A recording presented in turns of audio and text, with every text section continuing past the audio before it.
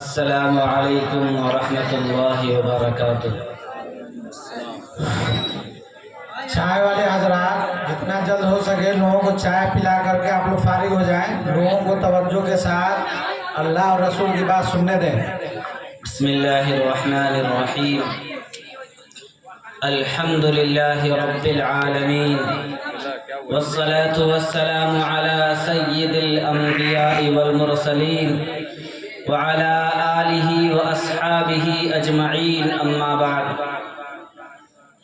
فاعوذ باللہ من الشیطان الرجیم، بسم اللہ الرحمن الرحیم، قل هل يستوي الذين يعلمون والذين لا يعلمون، صدق اللہ العظیم۔ قال رسول اللہ صلی اللہ علیہ وسلم، طلب العلم فریضة على كل مسلم، وقال رسول اللہ صلی اللہ علیہ وسلم، من خرج لطلب العلم فهو في سبيل الله حتى يرجع، وقال رسول اللہ صلی اللہ علیہ وسلم، العلماء ورثة الانبیاء، او کما قال علیہ الصلاة والسلام، صدق اللہ العظیم وصدق رسوله النبی الکریم، ونحن على ذلك لمن الشاہدین والشاکرین، والحمد للہ رب العالمین۔ اللہم صل علی سیدنا و مولانا محمد وعلى آل سیدنا و مولانا محمد وبارک وسلم۔ سعادت، سیادت، عبادت ہے علم، بصیرت ہے دولت ہے طاقت ہے علم۔ سعادت، سیادت، عبادت ہے علم، بصیرت ہے دولت ہے طاقت ہے علم۔ لو جان بیچ کر بھی جو علم و ہنر ملے، لو جان بیچ کر بھی جو علم و ہنر ملے، جہاں ملے جس سے ملے جس قدر ملے۔ اسٹیج پر رونق افروز علماء کرام، اکابرین امت، دور دراز سے تشریف لائے سامعین کرام، پردہ نشین، عزت دار ماں اور بہنوں، اللہ تبارک و تعالیٰ کا ہم سب کے اوپر بے شمار احسان و کرم ہے۔ اللہ تبارک و تعالیٰ کی بے شمار نعمتوں کو ہم استعمال کرتے ہیں اور فائدہ اٹھاتے ہیں۔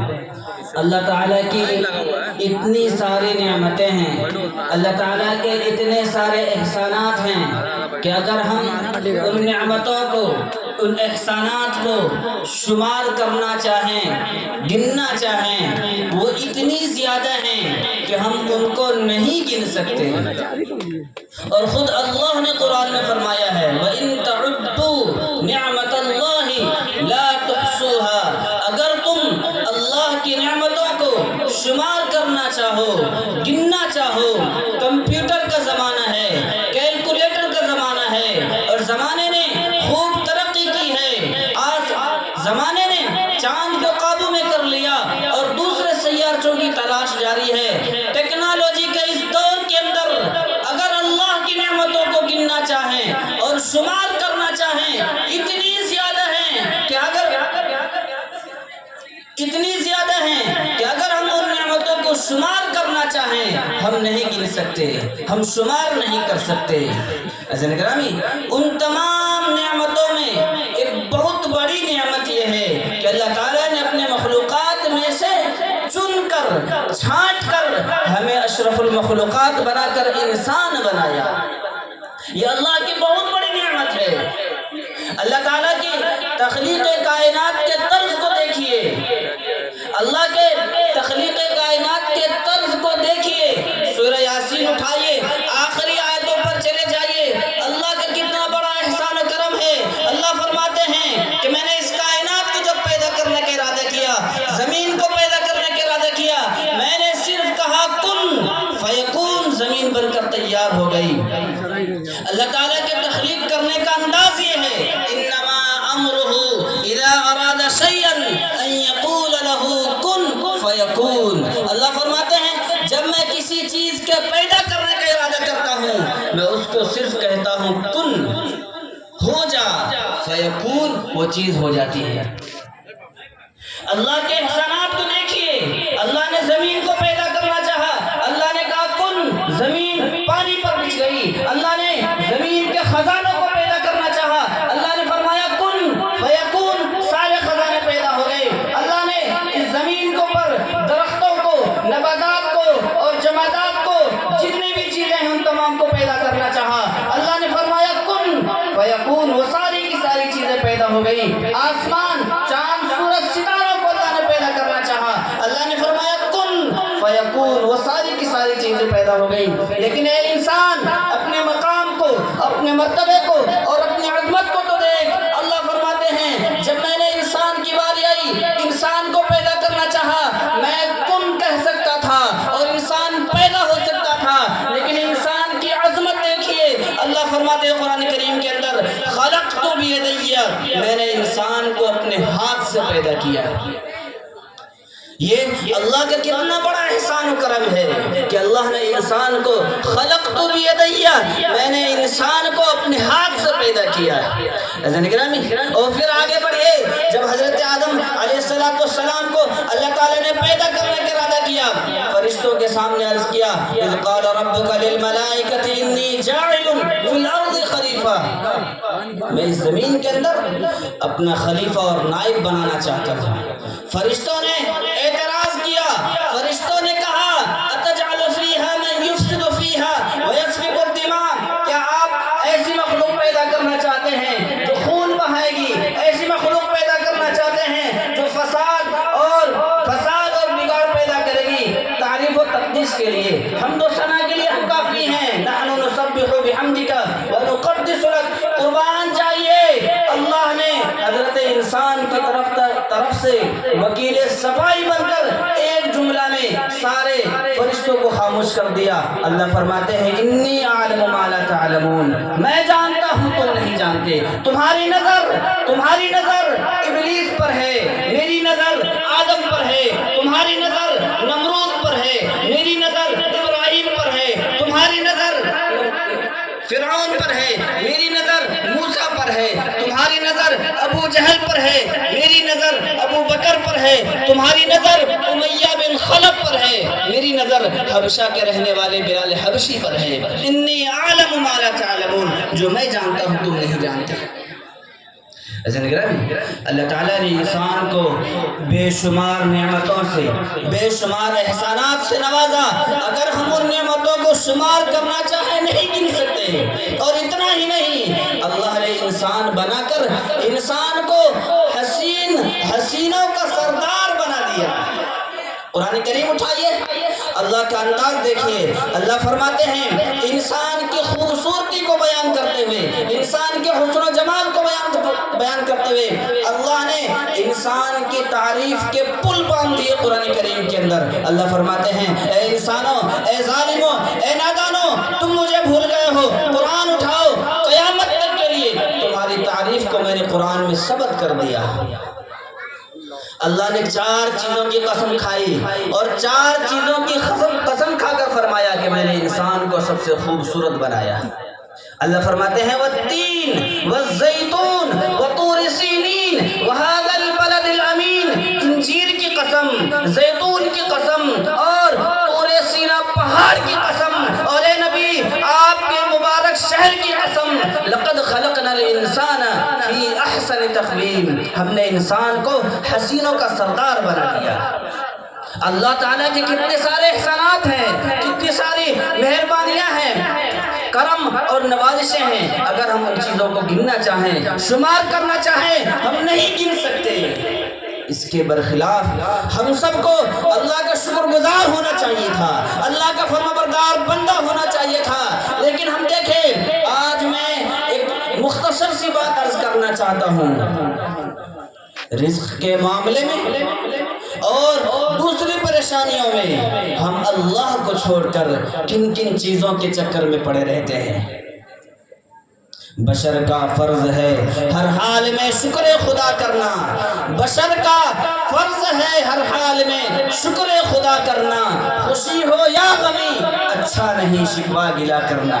آج انسان رزق کی تنگی کو دور کرنے کے لیے کبھی فلاں صاحب کے پاس، کبھی فلاں صاحب کے پاس، کبھی ایک تعویذ پیر صاحب نے دیا، ایک تعویذ گلے میں، ایک تعویذ بازو پر، ایک تعویذ تکیے کے نیچے، ایک تعویذ درخت میں باندھ کر رکھا، اور کیا ارادہ کیا؟ اللہ کو چھوڑ کر مختلف چیزوں کے چکر کاٹ رہا ہے۔ اللہ کو چھوڑ کر اس کو چاہیے تھا کہ اللہ کی طرف لوٹے، اللہ کی طرف آئے اور اللہ کو راضی کرے۔ اللہ راضی ہوں گے تو رزق کے سارے دروازے کھل جائیں گے۔ جو حضرات روڈ پر ٹہل رہے ہیں ان سے میں بڑی ادب کے ساتھ میں درخواست کروں گا کہ اگر کرسی خالی آپ اندر آ جائے برائے مہربانی۔ عزیز گرامی، ایک صاحب نے بہت اچھی بات کہی اور کہا تعویذ تو کیا، اگر تم پورے پیر کو اٹھا کر گلے میں لٹکا لو گے، اللہ نہیں چاہیں گے تمہارے رزق کی کشادگی، تمہارے رزق کی تنگی دور نہیں ہو سکتی۔ اللہ نے قرآن میں کہا ہے اللہ یبسط الرزق لمن یشاء ویقدر، اللہ جس کے لیے چاہتا ہے رزق کو تنگ کر دیتا ہے اور جس کے لیے چاہتا ہے رزق کو کشادہ کر دیتا ہے۔ ان اللہ یرزق من یشاء بغیر حساب۔ زنگران قرآن کریم ہے، 11واں پارہ ہے، سورہ یونس کی آخری آیتیں ہیں۔ اللہ نے اعلان کر دیا یمسسک اللہ بضر فلا کاشف لہ الا ہو، اگر اللہ کسی کو مصیبت دینا چاہے، پریشانی میں مبتلا کرنا چاہے، اللہ کے علاوہ اس کو کوئی دور نہیں کر سکتا۔ وَإِن يُرِدْكَ بِخَيْرٍ فَلَا رَادَّ لِفَضْلِهِ، اور اگر اللہ کسی کے ساتھ خیر کا، بھلائی کا معاملہ کرنا چاہے تو اس کے فضل کو کوئی رد نہیں کر سکتا۔ میں عرض کرنا چاہتا ہوں کہ اللہ نے کتنے سارے احسانات فرمائے، کتنی ساری نعمتوں سے نوازا، ہم ناشکری کرتے ہوئے، نافرمانی کرتے ہوئے اللہ کو چھوڑ کر دوسروں کی طرف جاتے ہیں۔ کوشش یہ کرنی چاہیے کہ ہم اللہ کی طرف لوٹیں۔ عزیز گرامی، آج ہم قرآن و حدیث کو چھوڑنے کی وجہ سے، دینی تعلیم کو پس پشت ڈالنے کی وجہ سے مختلف چیزوں کے شکار ہو گئے، ظلم و زیادتی کے شکار ہو گئے۔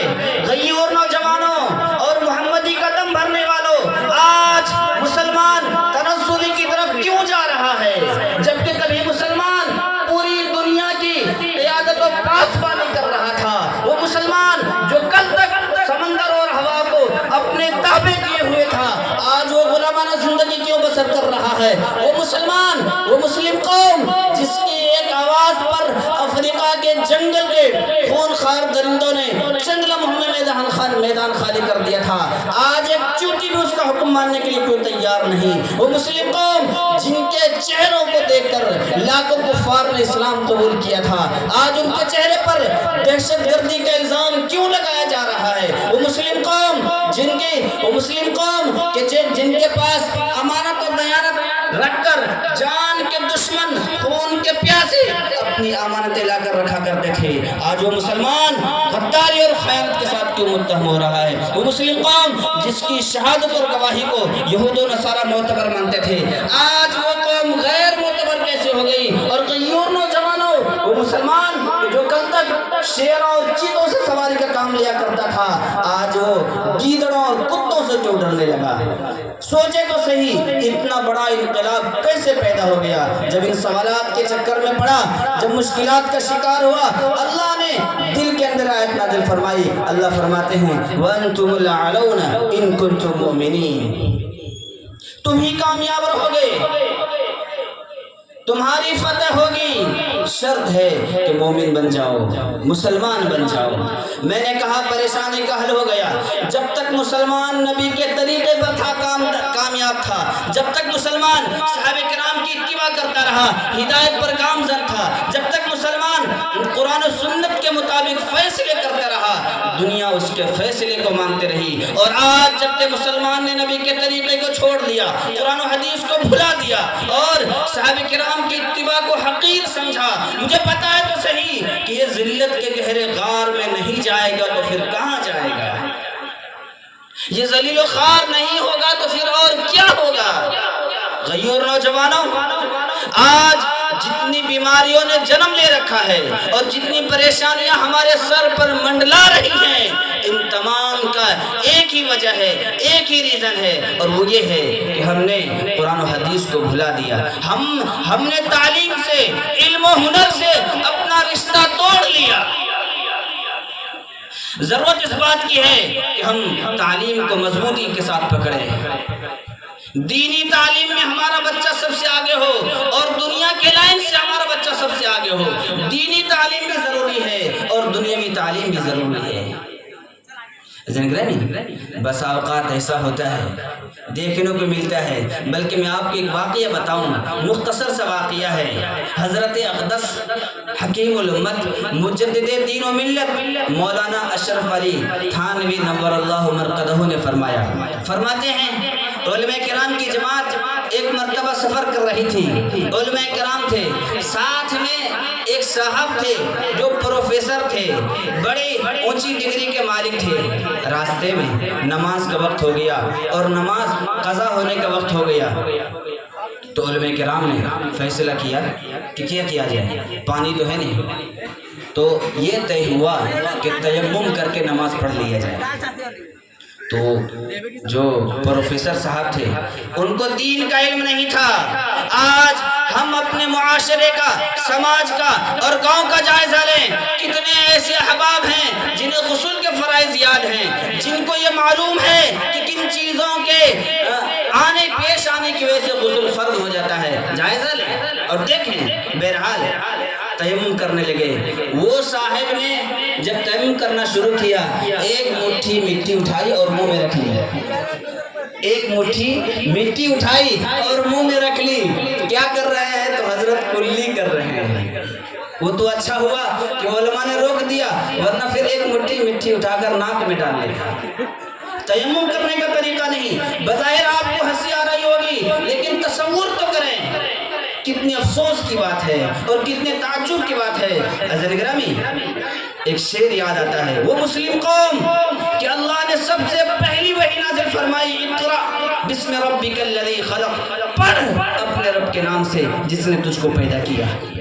اللہ اکبر۔ جس کی سب سے پہلی وحی اللہ کی طرف سے، آسمان کی طرف سے سب سے پہلا پیغام پڑھ کا ہے، آج وہ قوم تعلیم و ترقی میں، علوم و فنون میں پیچھے کیوں ہے؟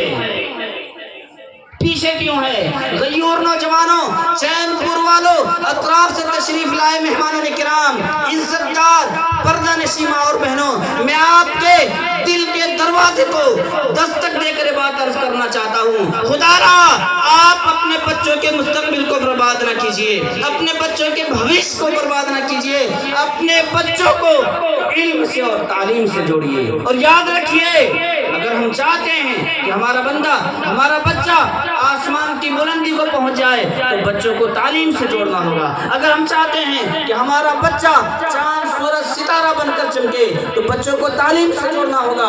اگر ہم چاہتے ہیں کہ ہمارا بچہ سماج، معاشرے، سوسائٹی اور گاؤں اور محلے کے اندر معزز اور عزت دار زندگی گزارے، بچوں کو تعلیم سے جوڑنا ہوگا۔ اگر ہم چاہتے ہیں کہ والدین کا نام روشن ہو جائے، گاؤں اور سماج کا نام روشن ہو جائے، بچوں کو تعلیم سے جوڑنا ہوگا۔ اگر ہم چاہتے ہیں کہ ہمارے گاؤں کے اندر، سماج کے اندر خوشحالی پیدا ہو جائے، امن و سکون کا ماحول پیدا ہو جائے، بچوں کو تعلیم سے جوڑنا ہوگا، کیونکہ تعلیم کے بغیر آسمان کی بلندی کا حصول ممکن نہیں، تعلیم کے بغیر مستقبل روشن اور تابناک ہو جائے ممکن نہیں، تعلیم کے بغیر والدین کا، گاؤں اور سماج کا نام روشن ہو جائے ممکن نہیں، تعلیم کے بغیر گاؤں اور سماج کا نام روشن ہو جائے ممکن نہیں، تعلیم کے بغیر ملک ترقی کر جائے ممکن نہیں۔ اس لیے ہم سب کو اپنے بچوں کو تعلیم کے ساتھ جوڑنا ہوگا، علم کے ساتھ جوڑنا ہوگا، دین کی بھی تعلیم ہو، دنیا کی بھی تعلیم ہو۔ اور جب ہم بچوں کو تعلیم سے آراستہ کریں گے، بچوں کو تعلیم کے زیور سے آراستہ کریں گے، ہمارا بچہ اس دنیا کے اندر بھی کامیاب ہو جائے گا اور آخرت میں بھی کامیاب ہو جائے گا۔ بہرحال آئیں ہم سب مل کر عہد کریں کہ ہم تعلیم کو فروغ دیں گے، علم کو فروغ دیں گے، علم کو پھیلائیں گے، اپنے بچوں کو اور اپنے گاؤں اور سماج کے بچوں کو اپنا بچہ سمجھ کر ہم بچوں کو تعلیم سے جوڑیں گے۔ ایک شعر کے ساتھ میں اپنی بات ختم کرنا چاہتا ہوں کہ شعر یہ ہے، وقت کی یہ ضرورت سمجھ لو، بن پڑھے اب گزارا نہیں ہے، وقت کی یہ ضرورت سمجھ لو، بن پڑھے اب گزارا نہیں ہے، نہ کوئی رہنما نہ کوئی حکومت اب کوئی تمہارا نہیں ہے۔ اللہ تعالی ہم سب کو دینی اور دنیاوی علم حاصل کرنے کی توفیق عطا فرمائے، آمین۔ وآخر دعوانا ان الحمدللہ رب العالمین۔